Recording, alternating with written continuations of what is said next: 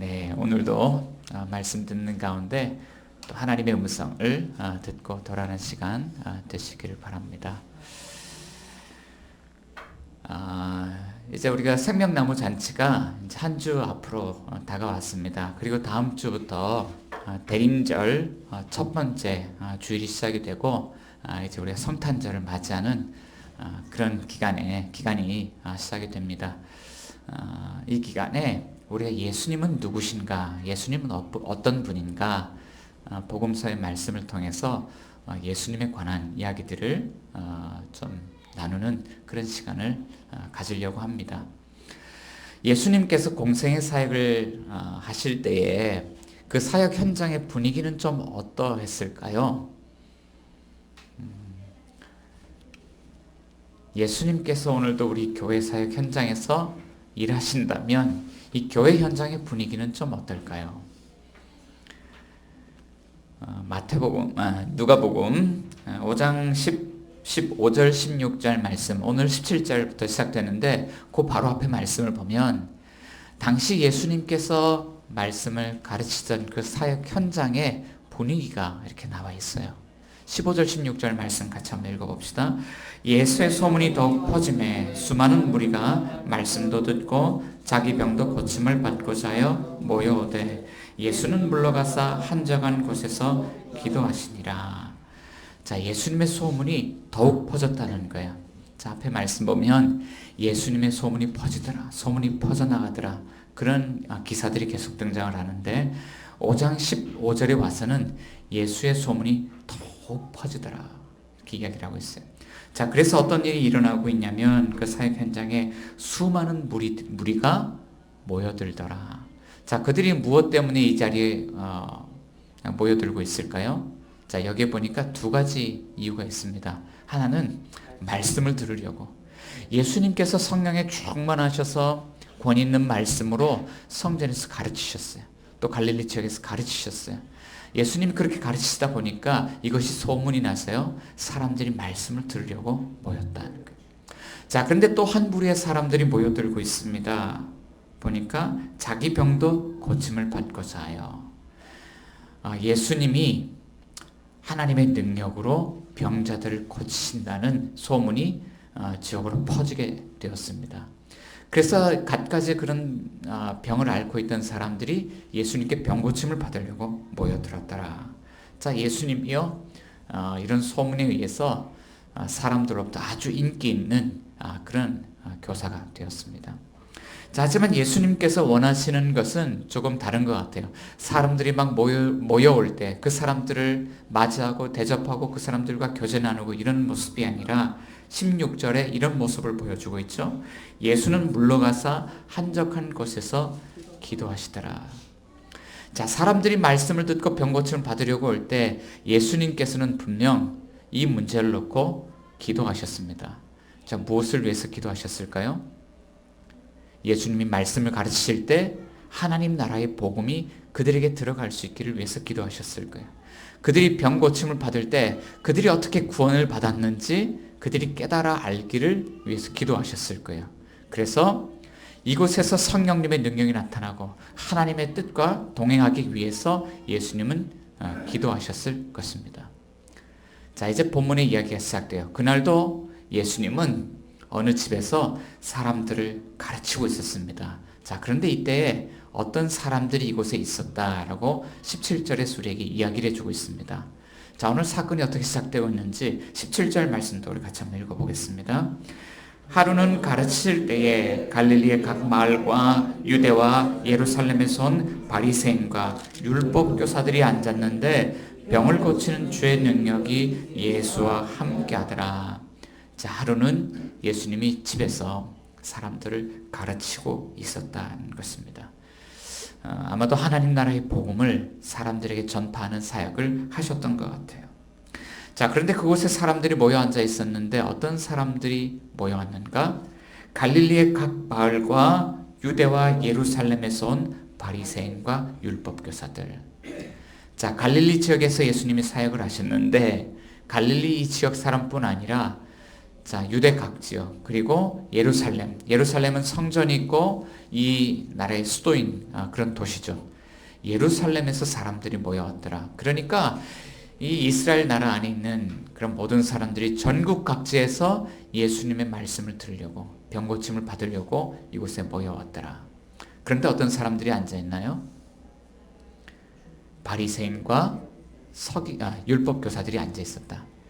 자, 그런데 이게 오늘 병자 치유하는 본문인데, 이 본문이 시작될 때에 이 이야기의 초점은 누구에게 렌즈가 초점을 맞추고 있냐면 바리새인과 율법 교사들이에요. 이들은 어떤 사람들이길래 이 본문의 저자가 이 사람들에게 카메라 렌즈를 들이대고 있을까요? 바리새인들은 이스라엘 백성들 가운데 우리가 율법으로 살면서, 율법에 순종하며 살면서 거룩한 백성으로 살아가야 합니다. 율법 운동, 말씀 운동하는 사람들이었어요. 그리고 율법 교사들은 이들 가운데서 특별히 율법을 해석하고 또 사람들이 가르치는 일을 하는 사람들이었습니다. 자, 그러니까 바리새인 율법 교사들, 그들은 어떤 사람들이었냐면 사람들 가운데 말씀 운동하는 사람들이었고 말씀을 가르치는 사람들이었습니다. 자, 그러고 보면 이들과 예수님 사이에 공통점이 있습니다. 예수님도 말씀을 가르치고 있었고 이들도 말씀을 가르치고 말씀 운동하는 사람들이었다는 것입니다. 자, 그런데 5장 17절 말씀 가운데 보면 예수님과 이 부류의 사람들을 서로 비교하고 대조하면서 17절 마지막 부분에 이 이야기를 강조하고 있어요. 자, 그런데 주의 능력이 누구와 함께 하시더라? 주의 능력이 예수와 함께 하더라. 똑같이 말씀 운동하고 말씀 사역하는 사람들인데 바리새인과 율법 교사들 가운데는 주의 능력, 하나님으로부터 나오는 그 능력이 함께하지 않고 오늘 말씀을 가르치고 있는 예수님에게는 주의 능력이, 하나님의 능력이 함께하더라. 이렇게 오늘 말씀을 시작을 하고 있는 것입니다.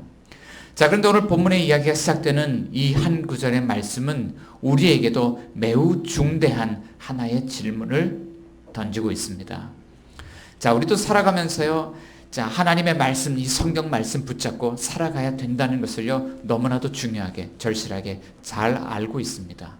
자, 그렇지만 우리가 하나님의 말씀을 듣고 말씀을 배우고 말씀 붙들고 살아갈 때 오늘 본문의 사건은 우리에게 묻고 있는 것입니다. 여러분들에게도 하나님으로부터 나오는 능력이 함께하고 있습니까? 여러분 어떻습니까? 여러분들에게도 하나님의 능력이 말씀 가운데 나타납니까? 만일 말씀 붙들고 살아갔지만 우리가 하나님의 능력을 경험하지 못한다면 그 이유는 무엇일까요? 예수님은 오늘 본문의 사건을 통해서 이 이야기를 통해서 우리의 상태를 드러내고 우리가 다시 능력이 나타나는 그 하나님의 말씀 앞에 나아가기 위해서 어떻게 해야 되는지 본문은 우리에게 이야기해 주고 있는 것입니다.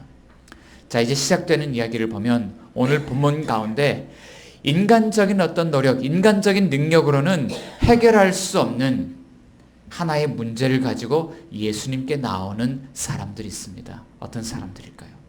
18절과 19절 말씀 속에 그 사람들을 한번 찾아보겠습니다. 18, 19절을 한번 같이 한번 읽어볼게요. 한 중풍병자를 사람들이 침상에 메고 와서 예수 앞에 들여놓고자 하였으나 무리 때문에 메고 들어갈 길을 얻지 못한지라 지붕에 올라가 기와를 벗기고 병자를 침상째 무리 가운데로 예수 앞에 달아내리니. 아멘. 자, 오늘 본문의 이야기를 한번 재구성해 보면 이렇습니다.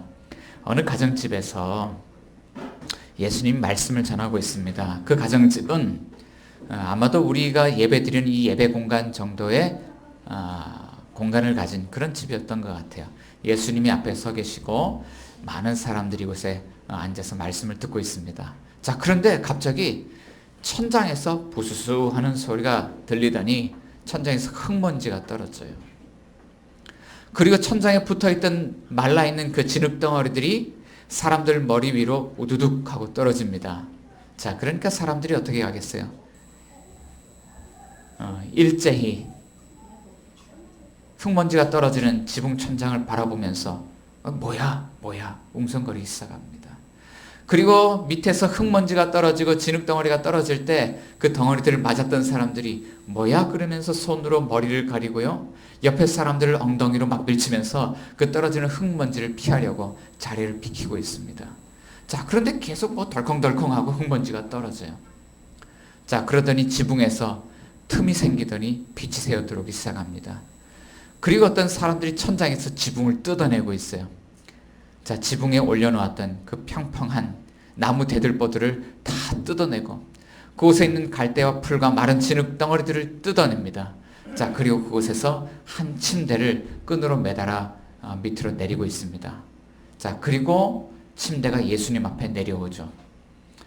사람들은 모두 다 그곳을 향하여 시선을 고정하고 있습니다. 자, 그런데 그 침대 위에 아주 오래된 것 같은 스스로의 힘으로는 움직일 수 없는 한 중풍병자가 누워 있습니다.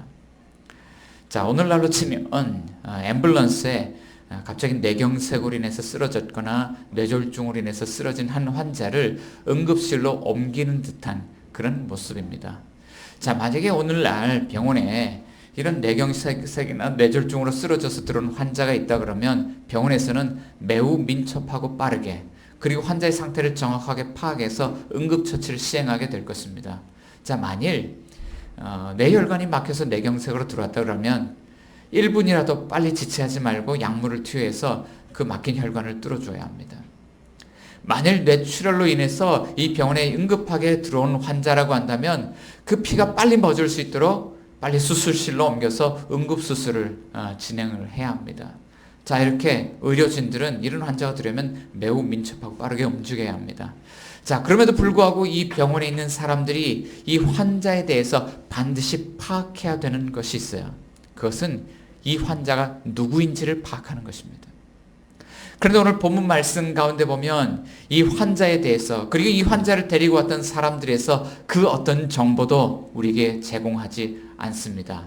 지붕에서 침대가 하나가 내려왔는데 자, 사람들이 보니까요.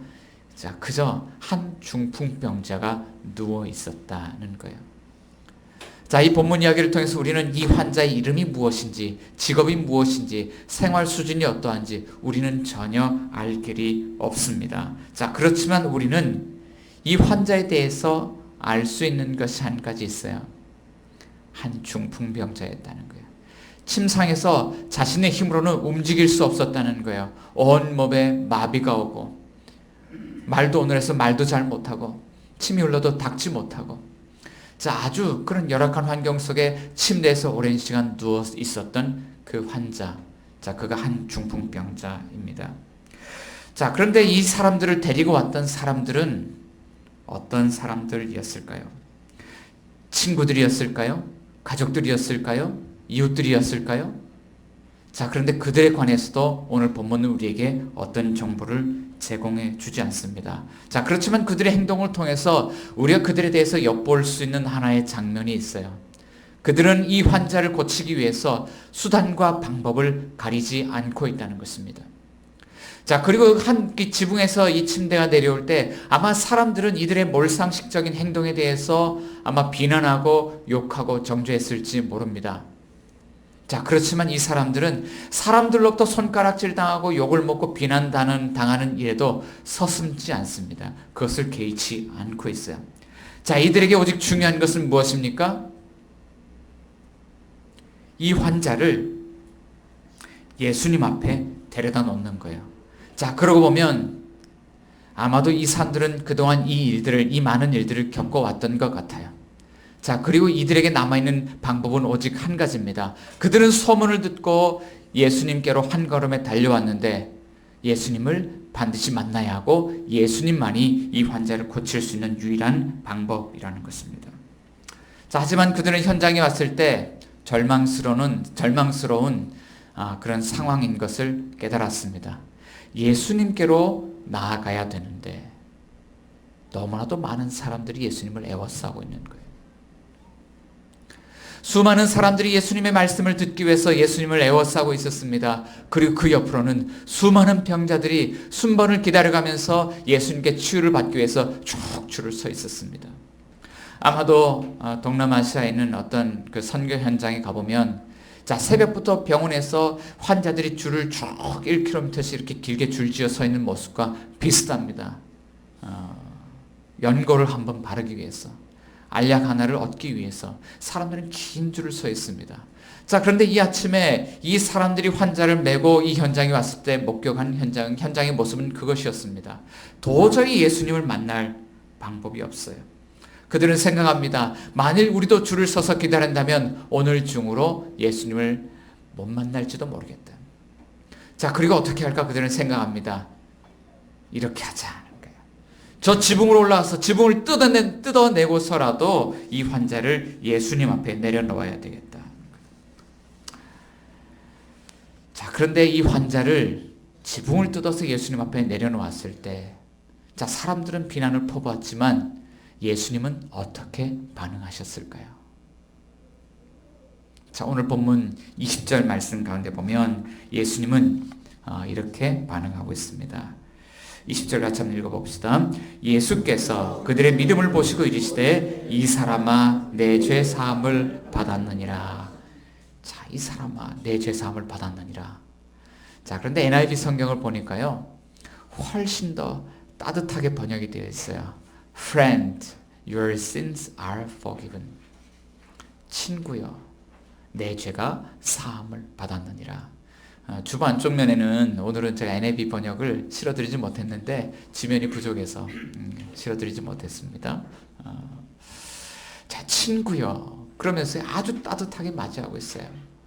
자, 이 사람들, 이 환자는 한 번도 누구에게 친구여라고 이렇게 따뜻한 환대를 받아본 적이 없습니다. 그러나 예수님 그들을 따뜻하게 맞아주셨어요.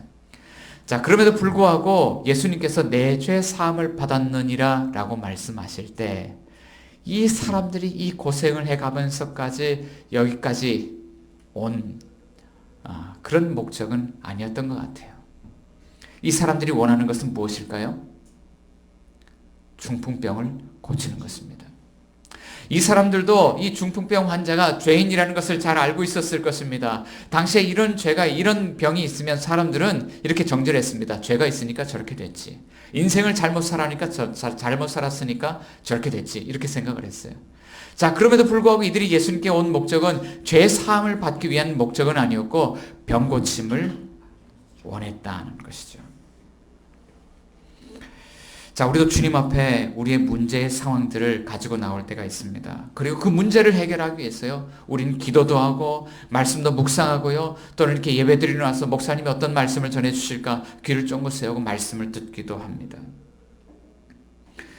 자, 그러나 우리에게 말씀을 통해서 주어지는 응답이 이런 응답이 주어지는 거예요. 내 죄 사함을 받았느니라.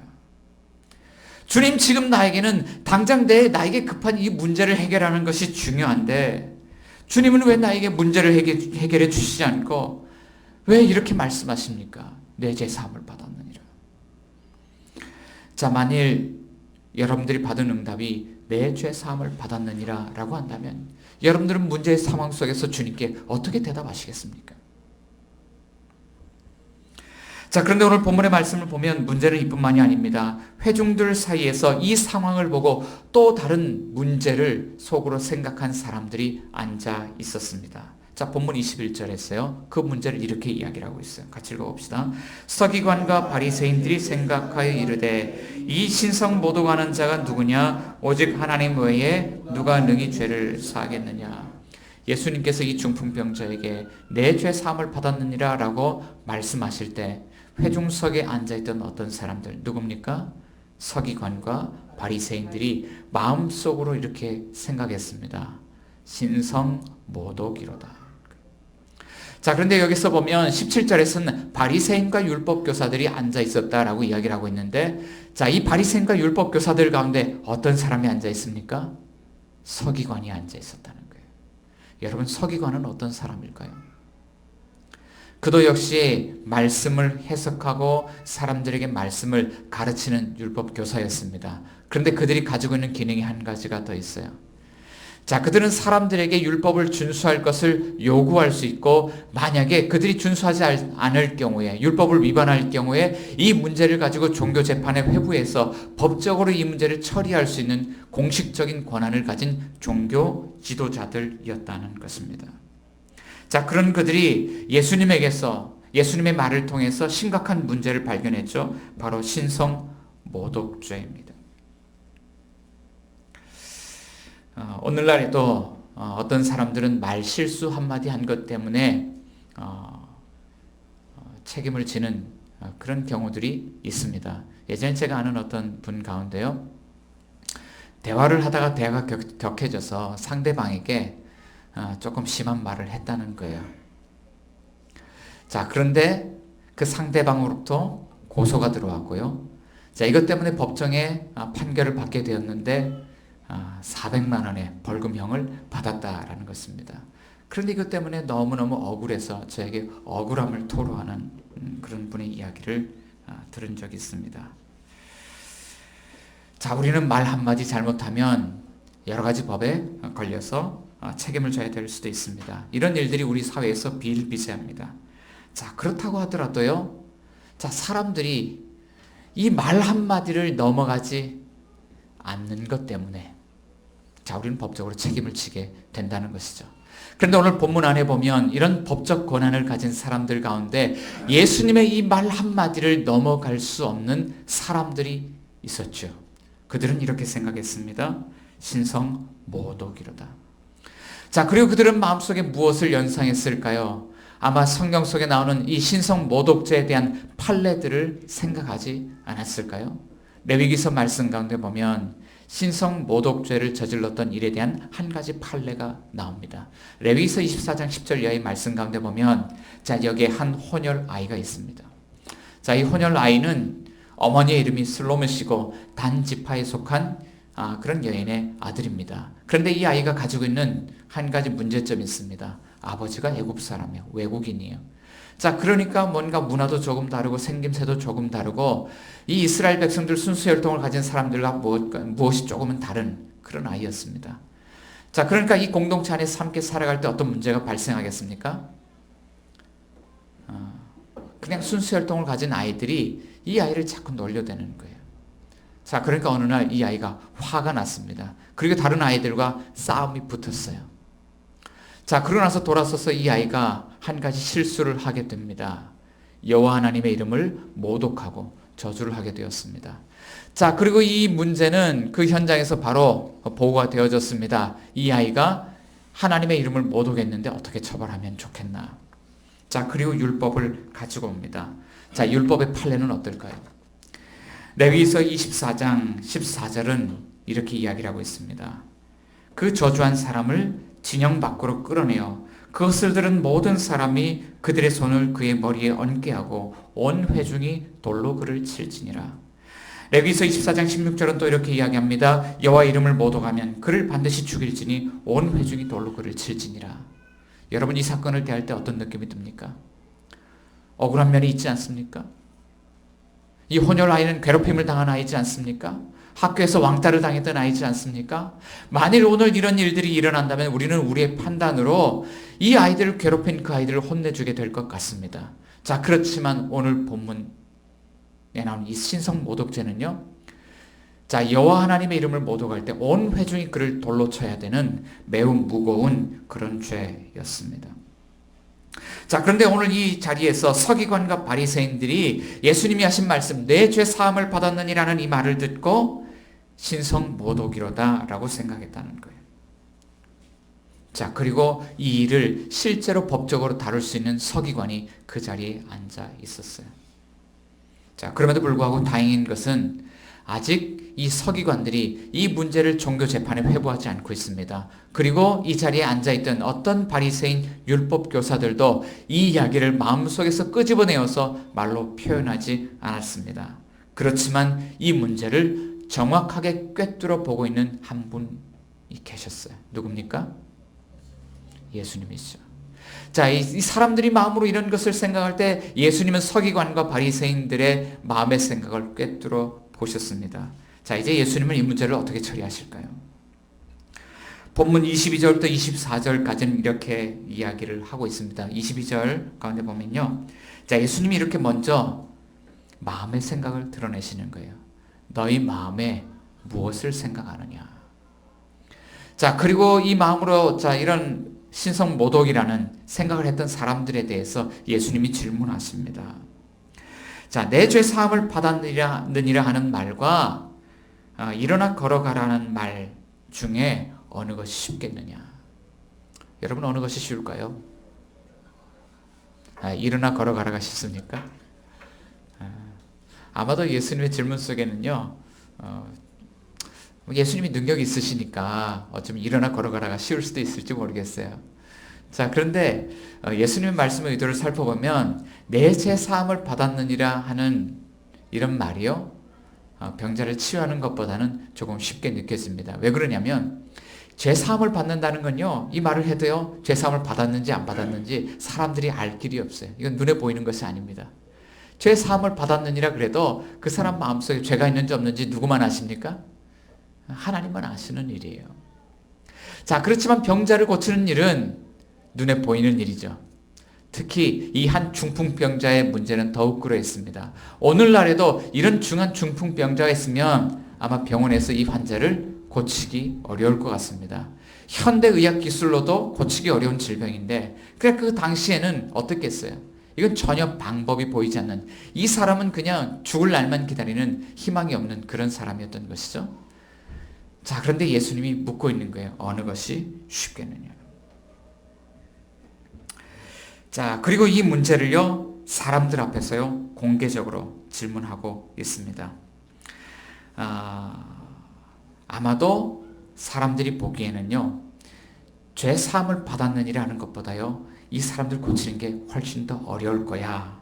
앉아서 이렇게 생각하고 있었을 거예요.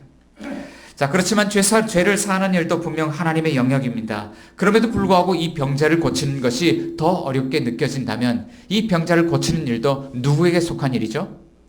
하나님만이 하실 수 있는 일이라는 거예요. 자, 이때 예수님은 서기관과 바리새인들이 마음속에 품었던 그 악한 생각을 피해가지 않습니다. 자, 그리고 그들은 예수님의 신성모독 문제를 사내들인 공회에 가서 종교재판에 회부해야 되겠다 생각했을지 모르지만 예수님은 이 문제를 그냥 지나치지 않고요, 이 문제를 더 높은 권위를 가진 그런 법정으로 문제를 가져가고 있어요. 자, 더 높은 권위를 가진 법정 어딜까요? 이곳은 하나님의 법정이에요.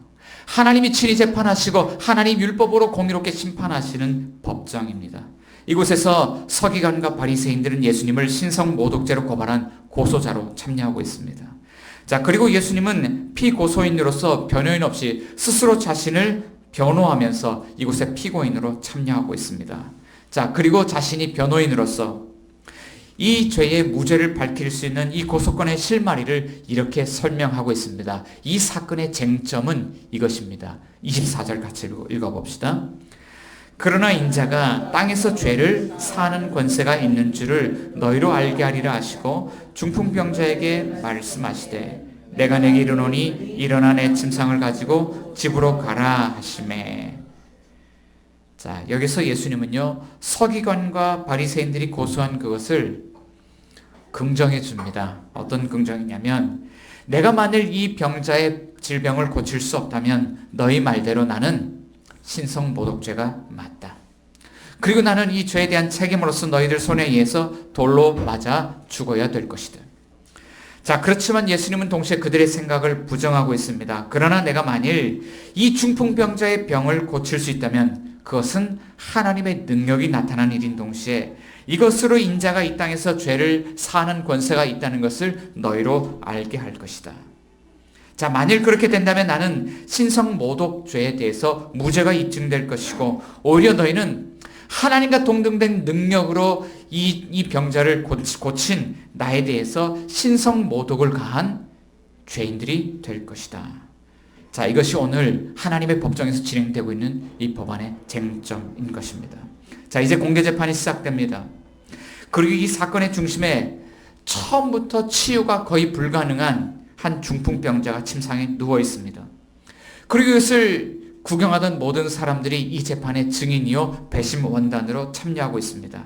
이제 하나님 앞에서 재판이 시작이 됩니다.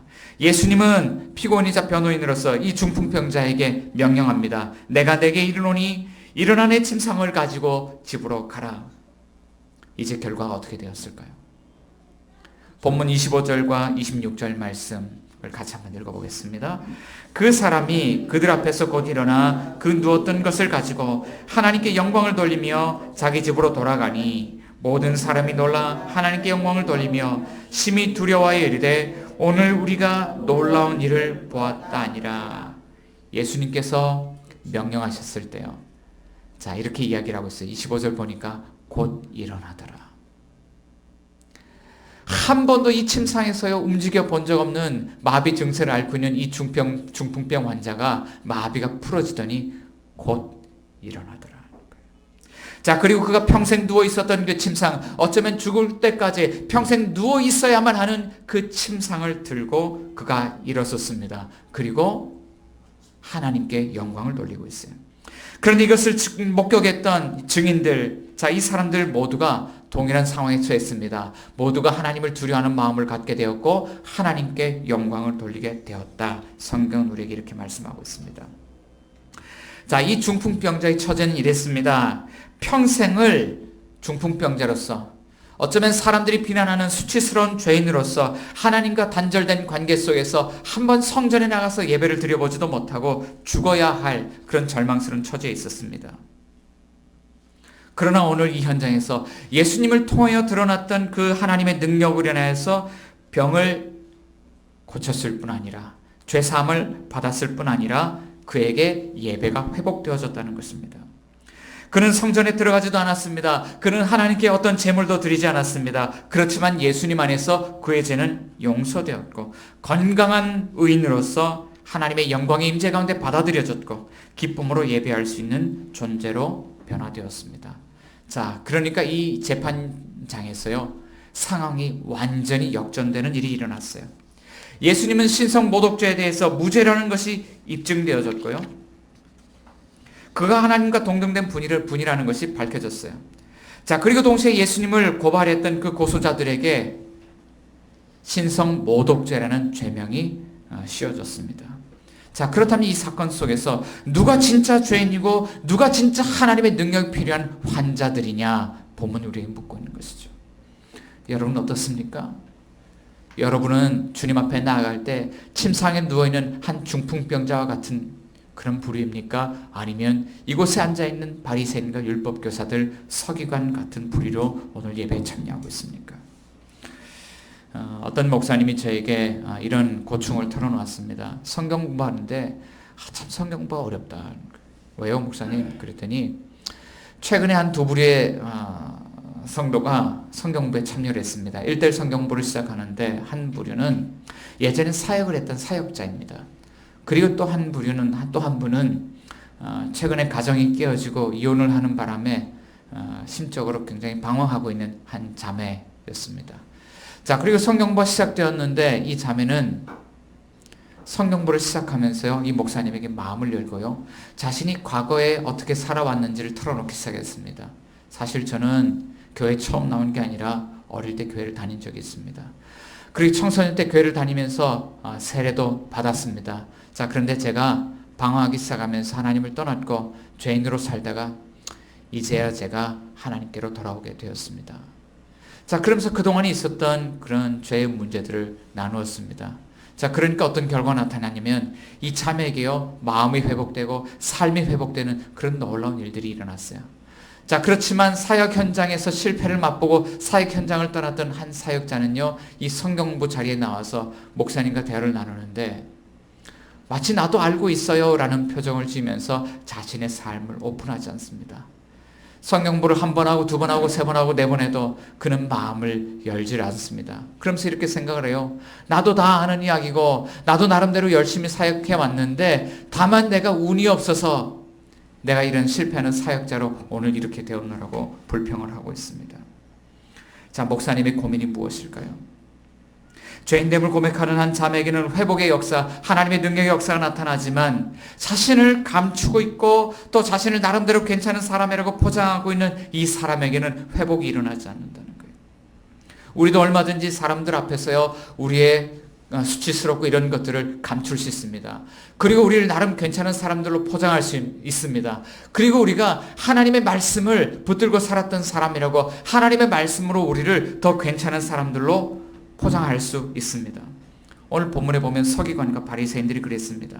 그들은 거룩하고 선한 하나님의 율법을 가지고 백성들을 가르쳤지만 그들은 오히려 율법을 도구 삼아 사람들을 판단하고 정죄하고 심지어는 예수님과 맞서는 자리에 서 있기까지 합니다. 말씀을 가지고 예수님을 만나 우리가 만나 예수님과 맞짱 뜨는 삶을 살아가고 있어요. 자, 그런데 이 문제가 심각한 것은 예수님은 이들의 죄를 폭로하고 있다는 거예요. 겉으로는 선한 말씀을 도구 삼아 사는 사람들 같지만 그 마음속으로는 종교 지도자들의 권력, 종교 지도자들의 성공을 예배하는 심각한 우상 숭배자들이라는 것입니다. 자, 그렇다면 오늘 본문의 말씀은 예수님이 이런 불의의 사람들에 대해서 그들을 죄인으로 고소하고 그들을 심판하신다는 메시지를 주는 그런 이야기일까요? 오늘 본문은 그런 이야기가 아니에요. 오히려 우리가 하나님 말씀 앞에 어떤 자세로 나아가야 되는지를 보여주고 있는 이야기입니다. 한 중풍병자와 같이 우리가 그렇게 예수님 앞에 나아갈 수 있다면, 하나님의 말씀 앞에 나아갈 수 있다면 언제든지 어디에서든지 우리는 예수님을 통하여 하나님의 구원의 능력을 경험하고 문제의 상황에서 자유로운 몸으로 하나님을 예배할 수 있다고 말씀하고 있는 것이죠.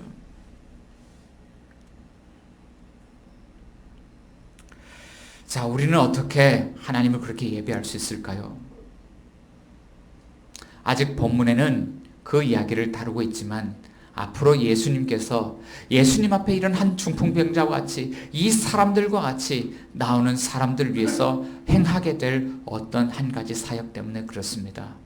자, 예수님이요, 어떤 사역을 하시냐면 하나님이 분명히 이 죄에 대해서 하나님의 진노의 심판이 있다고, 죄의 삭은 사망이라고 말씀하고 있는데 예수님이 그 자리에 대신 서 계시다는 거예요. 복음서 뒤편에 22장, 24장 이 말씀 가운데 가보면 예수님이 산에 드린 공회에 실제로 고소를 당합니다. 예수님의 죄명은 신성 모독이었고요. 예수님은 또한 빌라도의 법정에서 무죄로 판결이 나셨지만 사람들이 그를 십자가에 못 박으소서라는 그 이야기 때문에 자, 예수님은 밀란을 방지하기 위해서 십자가의 처형장으로 향하게 됩니다. 그날 십자가에서 처형하기로 처벌받기로 되어 있던 예정된 한 사람이 있었습니다. 그는 바라바라는 사람이었습니다. 자, 그렇지만 그 사람은 풀려나고 예수님이 그 자리를 대신하게 됩니다. 성경은 이 사건을 어떻게 이야기하고 있을까요?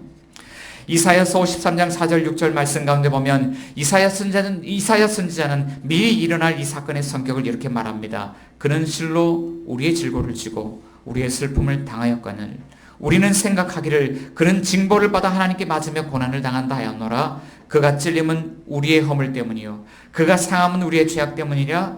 그가 징계를 받음으로 우리는 평화를 누리고 그가 채찍에 맞음으로 우리는 나음을 받았도다. 우리는 다 양 같아서 그릇 행하여 각기 제 길로 갔거늘 여호와께서는 우리 모두의 죄악을 그에게 담당시키셨도다. 자, 그리고 이 말씀대로 예수님이 십자가에서 처형되는 것 때문에 사도 바울은 이 사건 안에 이런 능력이 있다고 이야기합니다. 로마서 1장 16절 17절 말씀 보면 내가 복음을 부끄러워하지 아니하노니 이 복음은 모든 믿는 자에게 구원을 주시는 하나님의 능력이 됨이라. 먼저는 유대인에게요 그리고 헬라인에게로다. 복음에는 하나님의 의가 나타나서 믿음으로 믿음에 이르게 하나니 기록된 바 오직 의인은 믿음으로 말미암아 살리라. 십자가에서 어떤 일이 일어났습니까? 하나님이 십자가에서 그리스도를 통하여 우리에게 어떤 일을 행하셨습니까? 그것은 우리 모든 죄인을 대신해서 예수님이 법정에서 죄인으로 판결을 당하시고 십자가에서 우리의 죄의 형벌을 예수님이 대신 당하셨다. 자, 그러므로 우리는 그리스도 안에서 죄사함을 받고 의로운 자로 하나님 앞에 설 수 있다는 것입니다. 자, 그런데 오늘 본문에는요, 두 가지를 다 이야기를 하고 있어요. 우리의 죄를 대신 짊어지신 그 예수님이 어떤 분이시냐? 그는 우리의 모든 문제들을 근원적으로 해결하실 수 있는 능력의 하나님이라는 거예요. 주의 능력이 예수와 함께하더라. 그러니까 예수님 안에 있는 사람들에게도 어떤 능력이 함께하는가? 주의 능력이 예수 안에 있는 자들과 함께하게 되는 것이죠. 자, 그렇다면 이제 우리는 그리스도 안에서 어떤 삶을 살아갈 수 있습니까?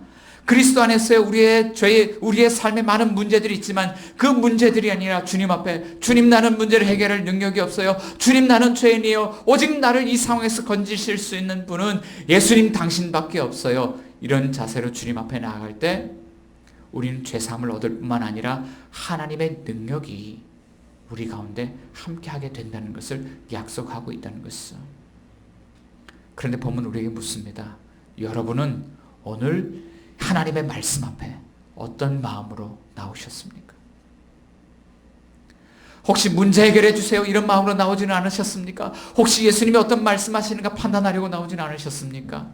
그렇지만 오늘 우리가 주님 앞에 죄인됨을 고백하고 겸손하게 나아갈 때 주님은 우리의 삶의 문제를 에워싸고 있는 그 침상을 들고 일어서서 예배할 수 있도록 역사하시겠다고 우리에게 말씀하고 있습니다. 이 시간 우리가 이 말씀을 생각하면서요, 우리의 한번 내면을 한번 돌아보았으면 좋겠습니다.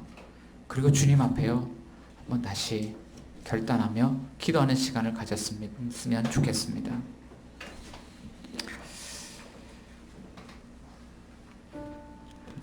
저는 어떤 마음으로 우리가 주님 앞에 나왔는지 알 수 없습니다.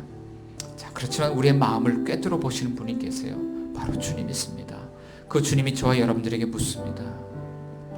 오늘 우리는 우리 스스로는 어떻게 할 수 없는 한 중풍병자인지 아니면 서기관과 바리새인들인지 이 시간 회개할 것이 있다면 회개하시고요. 이 시간 우리 마음속에 무너져야 될 우상 숭배가 있다면 우상 숭배하던 것들을 회개하시고요. 이 시간 우리의 문제를 해결하실 수 있는 분, 우리의 죄를 용서하실 수 있는 그분 앞에 함께 나아가도록 하겠습니다. 같이 기도하겠습니다. 사랑과 은혜가 풍성하신 하나님 아버지, 은혜를